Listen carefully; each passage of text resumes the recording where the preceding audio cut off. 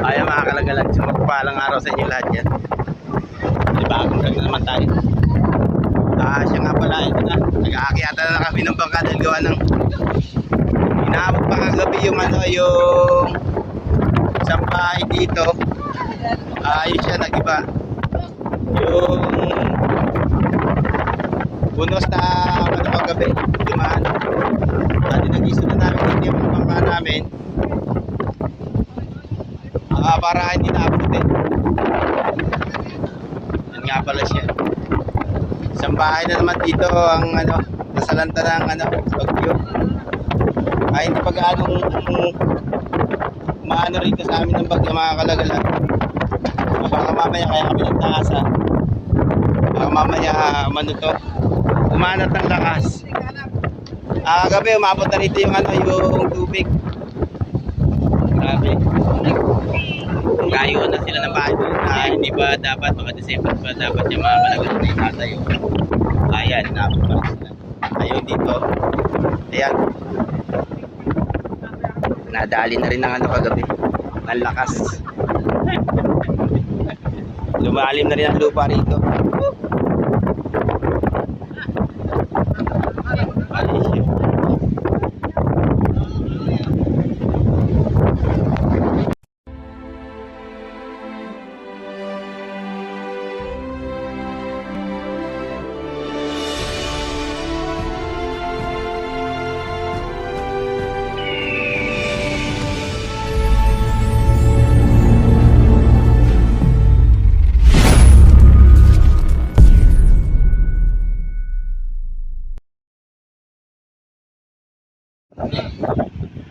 Yung mga kalagalag, yung natatandaan nyo nung mga nakarang vlog ko, may bahay pa doon sa lugar na yun. Ngayon, ito naman yung yung nahagip kagabi. Ano bagyo yun? Ayun, yung bagyong Christine. Sa Albay, yung bumanat kahapon. Matindi pagbaha yung napanood ko kahapon sa live ng mga taga Albay. Dito sa amin, di pa gaano umaarusa. O baka mamaya pa to. Yung lakas ng bagyo na yan hindi natin naasahan na baka magkaroon pa ng matinding paglakas. Ay siya mga kalagalag.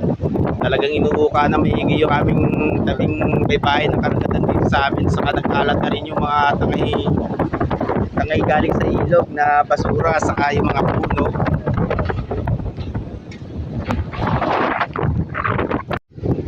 Ayun mga kalagalag, yung natatandaan nyo, yung bandaro na bahay na yon, siya, umabot na rin yung pinakadaluyong ng along kagabi. Hindi ko nga lang ito naipakita dahil gawa ng ating gabi ito bumanat. Yung laki ng alon mga kalagalag. Ayun siya. Itong bahay na to, yung nandito sa kabila na to, delikado na rin. Ayun mamaya mga kalagalag, update ko na lang kayo pagka bumanat pa itong bagyo na to kasi hindi pa ganong rito sa amin. Baka mamaya halos tumalim na itong lugar namin. Grabe ang kinalkal. Yung mga bagong tayong bahay dito, baka delikado rin to. Saka yung naandun mga kalagalag, halos nilaamo na ng tubig yung yung kabahayan doon. Ilang bahay na doon. O doon sa kabila pa. Ilang bahay na rin yung mga grabe ang nangyari dito sa amin. Yung kalkal nung isang vlog ko mga kalagalag, yung mga nakarang vlog ko, andyan pa yung buhangin sa lugar na yan. Ngayon lumalim na ng gusto. Yung mga bangka namin, dinagisod namin dito sa lugar na to. Ayun, nung nakaraan nandito pa siya. Ayan, kinalkal na rin. Bukas ng umaga ipapakita ko sa inyo kung gaano karami yung buhangin na nakuha dito sa amin.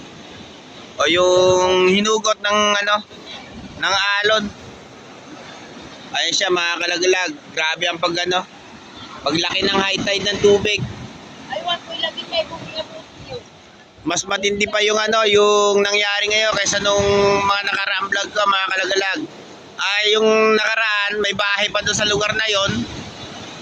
Doon sa may, ano na yan, halos sa may ano ng tubig. Siya, ngayon, ito. Itong kabilang bahay naman, ang nilalamon ng tubig. Ayan siya. Wala. Babayan ka niya. Malapit-lapit na rin itong bahay na to na naka, ano dito sa bandang taas na to.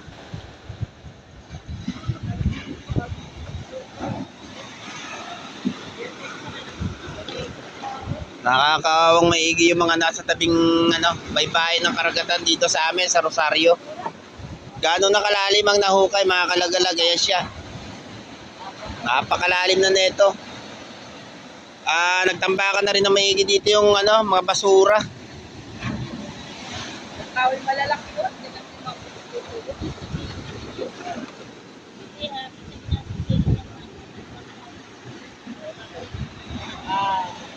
Iba kami buwis-buwis na kayo dyan. Grabe. Kanina mga kalagalag yung bahay doon na nagiba din. Gawa nung paglaki ng tubig kagabi. Ito naman, tong bahay na to. Delikado na rin to. Bumagsak yung ano dyan, yung bahay na nakalagay dito. Ngayon, ito naman ang ano, ang dinadali yung kabilang bahay na to. Nasa tubig na siya mga kalagalag. Ito na ang ano, naging sanhi ng ano, paghuhukay ng barko dito sa amin, dito sa may tapat ng ano, laot ng karagatan namin dito. Dahil andun na ng tubig. Nilamon na maigi ang lupa namin dito ng dagat. Ito nga pala, mga bagong tayong bahay. Ayun, dapat hindi muna sila nagtayo ng bahay dyan. Gawa ng talagang ano, hindi pa umaabot dito sa amin yung bagyo. Ganyan na lang nangyari.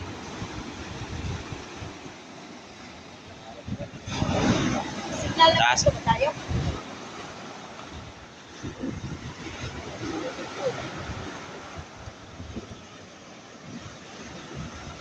Mamaya or bukas mga kalagalaga, ipapakita ko sa inyo yung ano, yung gaano karaming lupa ang kinain dito sa tapat ng ano, ng Rosario, dito sa may bahay ng karagatan ng ano, karagatan namin dito sa may Rosario mga kalagalag.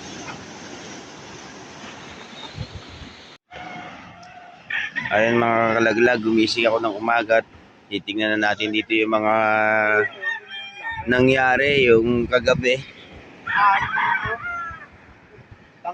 Grabe ang inaabot ng mga bahay dito. Ayun na nga. Ayun mga kalagalag, inabot na rin tong ano na to. At saka yung isang bahay dito wala na. Na-wash out na rin. Ayun, nagiba yung bahay dito na medyo malayo na rin doon sa ano, sa Talpukan. Ayan na siya. Anong oras na ano yan na dali? Alas 12 yung ano pa rin paglakas. Grabe mga kalagalag ay siya. Ay yung bahay dito wala na rin, natangay din.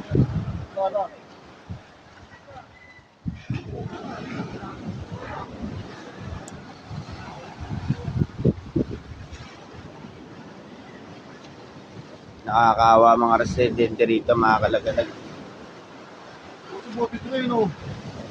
Oo.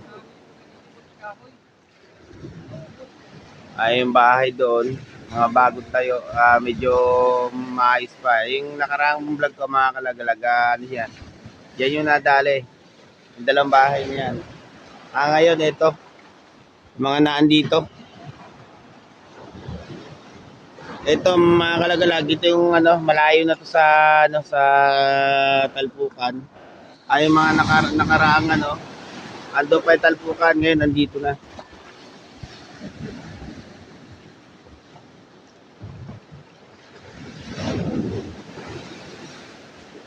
Kagabi mga kalagalaga, yung sinasabi ko sa inyo, halos hindi lang makita yung vlog ko. Ayun, nandoon kami. Pinapakita ko sa inyo, halos hindi makita. Ayun, eto na yung nangyari. Nagiba na talaga. Tuluyan. Ayun nga pala yung may-ari. Nakakaawa naman sila.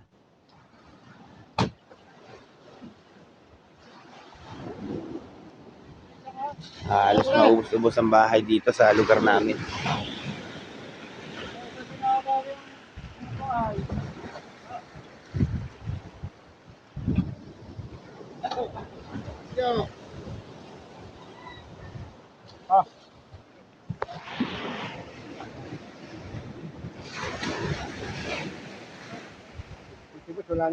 Naubos na.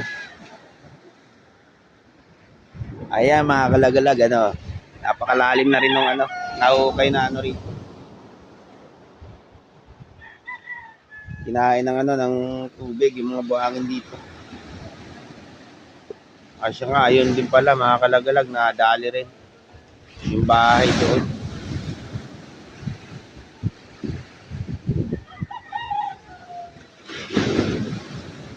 Nakahagit din pala yung ilalim niya ito.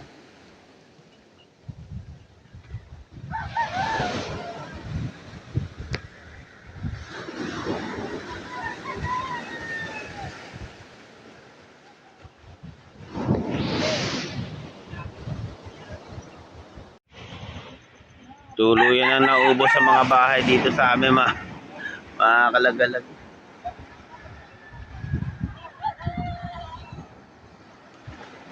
Nagkarat na maiging basura. Buti na lang kahapon at nakapag-isod kami ng bangka dito. Nag-isod namin bangka rin sa papasok dito sa may court. Kaya ano, yung isang bangka rito, ayun, natangay na rin. Yan siya.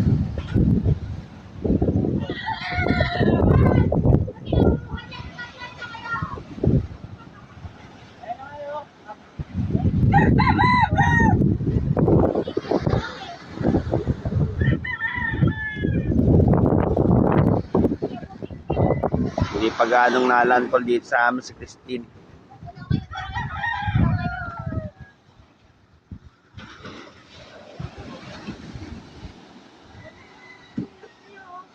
Malayo pa pero ano na.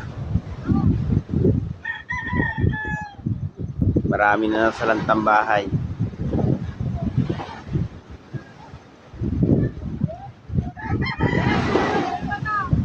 Ayan, mamaya mga kalagalag, update ko ulit kayo.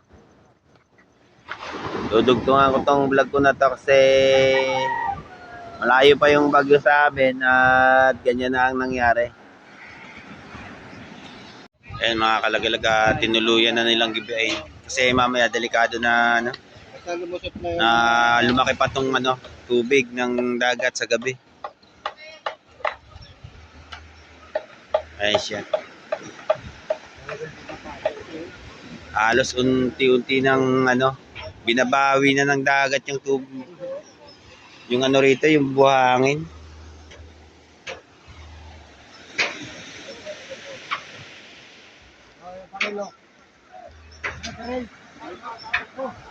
Mamaya mga alas 12 ng gabi ang laki, baka matangay pa to. Kaya ginawa nila, inano na nila, binaklas na nila para meron pa silang pakinabangan. Sa susunod na tag-araw, kung sakasakali mang tatambak pa yung buhangin, makapagtayo pa sila ng bahay dyan.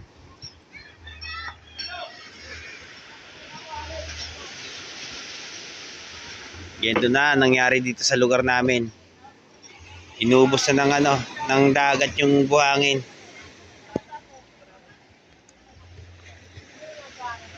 Nakalkal na siya mga kalagalag. Ayan.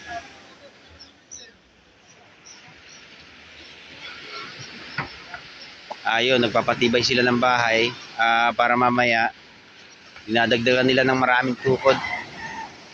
Para mamaya kung sakasakali man lumaki yung ano, yung tubig sa gabi, para hindi mapinsala yung kanilang ano, tinitiran.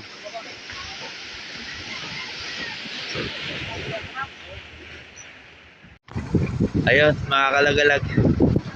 Dumating na yung ano, yung lakas ng bagyo. Ibig sabihin mamayang hapon pa to, no? Ay, ito na. Baka mamayang gabi,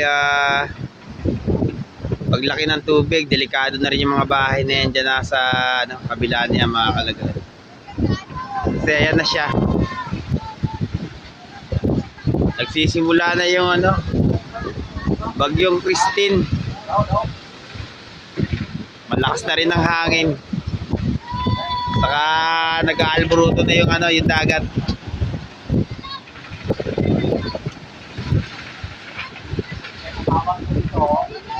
Kagabi mga kalagalag, natumba yung bahay na yan. Bali dalawang bahay na nakatayo, natumba. Baka mamaya paglaki ng mas malaki ang tubig mamayang gabi. 1.9 kagabi. 1.8 lang. Baka mamaya mas malaki siya. Ayan siya. Halos nagtitilim na rin ang habagatan.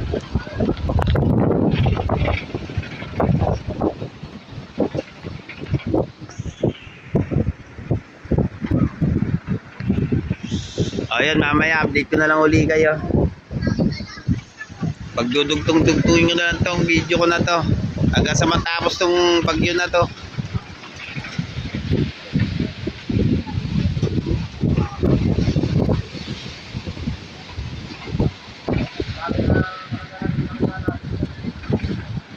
Bilang sa hangin.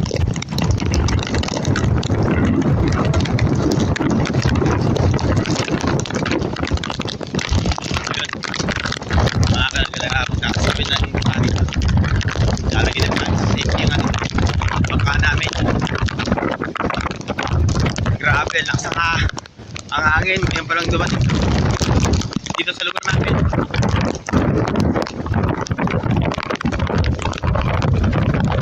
Ata sila pa rin, Joel.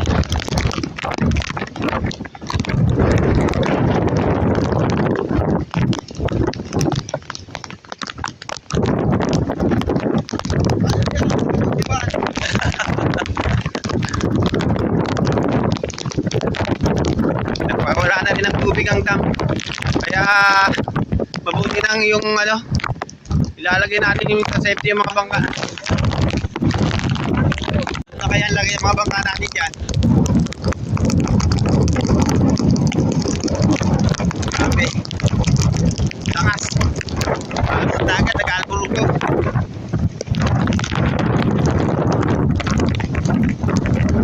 Lakas ng agos.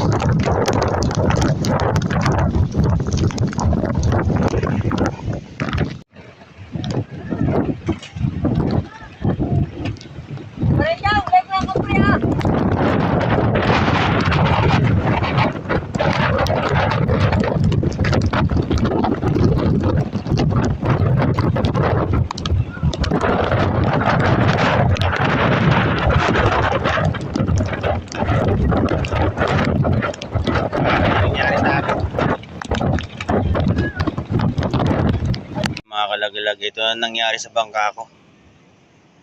Yung kahapon na paglakas at saka paglakas ng agos ng ilog. Ayan na siya. Andyan siya, nakalubog. Grabe. Yun doon sa amin,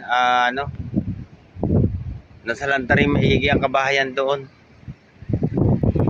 Matinding dulot ni Christine na trahedya. Ayun siya mga kalagalag yung bangka ko. Dalawang bangka to.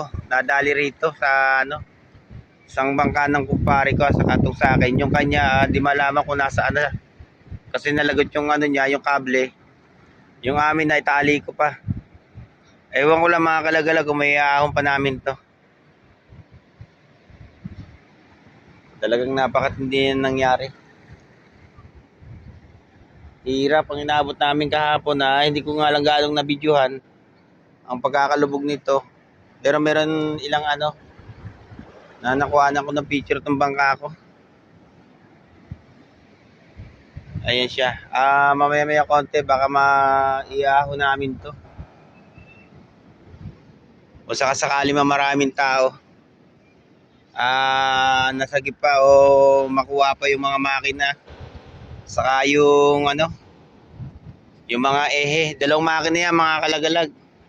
Yung naandyan. Nataranta na kami kagabi yung pagtutulak ng mga bangka rito. Yung akin at saka sa kumparing karding ko, ayun, talagang natuluyan siya. Yung iba nakaangat, yung sa amin kasi ang nangyari, nagdikitan yung aming bangka, yun nagkabutasan. Yung rumaragas ang yung agos ng ilog, mga kalagalag, yun ang nagpalubog ng mga bangka namin dito. Ito mamaya konti kung may ahon, maganda sana kung may ahon siya at may taas dito. Kung sasakaling butas man ng parka o yung plywood niya just sa tiglira na magagawa ko pa.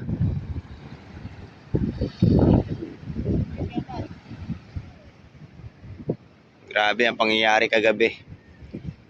Yung nagpakawala yung yung dam dito sa lugar ng lugar ng 13. Yun ang nagpalalos ng mga bangka rito. Yung iba, ewan ko lang kung banda ron, ako may mga natangay. Palagay ko kagabi